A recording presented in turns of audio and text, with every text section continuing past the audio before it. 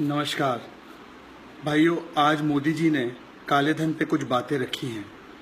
मैं उसमें नहीं जाना चाहता क्योंकि मोदी जी ने तो अपनी मन की बात कर ली, पर मैं जन की बात करना चाहता हूँ। आपको पता होगा कि कुछ सालों पहले बेल्लारी भाई या रेड्डी भाइयों का नाम बड़ा चर्चित था। वो वहाँ के माफिया डॉन हैं जो माइनिंग का माफिया करते हैं।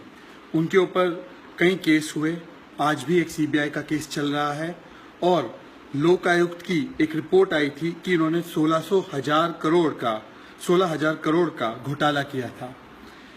अब कहा जा रहा है कि 16 नवंबर मतलब कुछ ही दिनों में इन रेड्डी भाइयों में से एक भाई की बेटी की शादी होने वाली है। ये इंडिया टुडे की रिपोर्ट है और उसमें 500 करोड़ रुपया खर्च होगा। ये शादी बेंगलुरु में होने वाली है। वहाँ पे रजवाड़े की तरह डेकोरेशन की गई है। वहाँ पे तमाम फॉरेन और देश भर के कलाकारों को बुलाया गया है।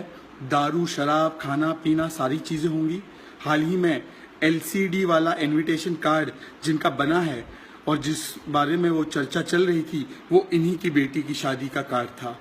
मैं पूछना चाहता हूँ कि आज जब मोदी जी मजाक उड़ा रहे हैं पूरे मुल्क का और कह रहे हैं कि 2-4 दिन की बात है, अब वो हो गया 50 दिन की बात है, थोड़ा सहन कर लो, थोड़ा भुगत लो, ये अच्छी बात चल रही है। मैं पूछना चाहता हूँ मोदी जी, ये जो 500 करोड़ रुपए खर्च हो रहे हैं एक ऐसे व्यक्ति द्वारा जिसका नाम घोटाले में आया है, जिसके बारे में सीबीआई और बाकी तमाम एजेंसियां जांच कर रही है, जो जेल जा चुका है, ये शादी कैश से हो रही है? अगर हो रही है तो इनके पास कौन सा कैश है?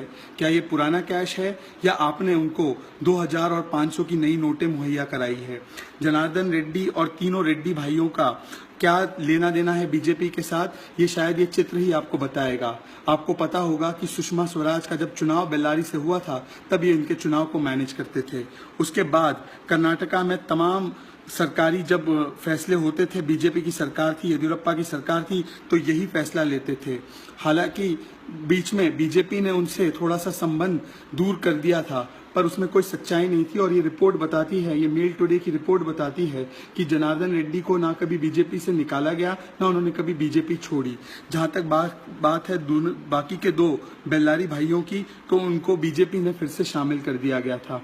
तो ये तीनों भाई जो है आज बीजेपी में है और बीजेपी के लोग 500 करोड़ रुपया खर्च कर रहे हैं एक शादी में। मैं पूछना चाहता हूं मोदी जी, जो लोग लाइन लगाकर अपना पैसा निकालने के लिए खड़े हैं, उनको तो आप अमित शाह और बाकी के आपके नेता कह रहे हैं कि ये लोग 2G स्कैम वाले हैं जो 4000 रुपया अपना निकालने जा रहे हैं। उनको आप कहते हैं कि ये आतंकवादी है, ये काला धन वाले हैं। और ये जो 500 करोड़ रुपया खर्च कर रहे हैं अपनी बेटी की शादी में, जिसका कोई हिसाब किताब नहीं है। ये लोग मंत्री थे आपकी सरकार में, ये लोग आपकी सरकार में इनको बड़े बड़े ओहदे हासिल थे, ये आज भी बीजेपी में है। मुझे आप बताइए कि इनके ऊपर क्या कार्रवाई की जाएगी? जिनके पास 2500 करोड़ है उन पे तो आप कोई नकील नहीं कस रहे हैं। जिनके पैसे विदेश में हैं, जिनके नाम आपके पास है, क्योंकि वो आपके दोस्त हैं, क्योंकि वो अमिताभ बच्चन हैं, क्योंकि वो अडानी हैं, क्योंकि उनके नाम पनामा पेपर में आ चुके हैं, क्योंकि उनके नाम स्विस लिस्ट में आ चुके हैं, आप उनके खिलाफ तो कोई कार्रवाई नहीं कर रहे। और जो लोग जिनके पास महज कुछ हजार रुपए हैं, उनके ऊपर आप कह रहे हैं कि आप 200% पेनल्टी डालेंगे। और आपके एक समर्थक बाबा रामदेव हमसे कहते हैं कि जब युद्ध होता है तो सैनिकों के जवान कई दिन भूखे रहते हैं, क्या हम नहीं भूखे रह सकते हैं? मैं बाबा जी से पूछना चाहता हूँ, बाबा जी आपकी तो पतंजलि हर चीज़ का प्रोडक्ट बनाती है, चावल, दाल, आटा, हनी, सब चीज़ बना रही है आजकल पतंजलि। तो देश को भूखा रखने से अच्छा आपकी जो ये बड़ी कंपनी बन गई है 2.5 साल में 30,000 करोड़ 25,000 करोड़ की कंपनी बन चुकी है, उसके दुकानें खोल कर आप जो गरीब जनता है, जिसके पास पैसे नहीं है, जो त्राही त्राही मचा रही है, जो पूरा दिन भर लाइनों में खड़ी है, क्यों नहीं आप उनको पतंजलि के प्रोडक्ट दे देते? क्यों नहीं उनको दाल, चावल, आटा जो भी इनको चाहिए अपनी दुकान से फ्री में दे देते हैं? वैसे भी आप बाबा जी हैं, आपको पैसों की तो वैसे ही ज़रूरत नहीं है।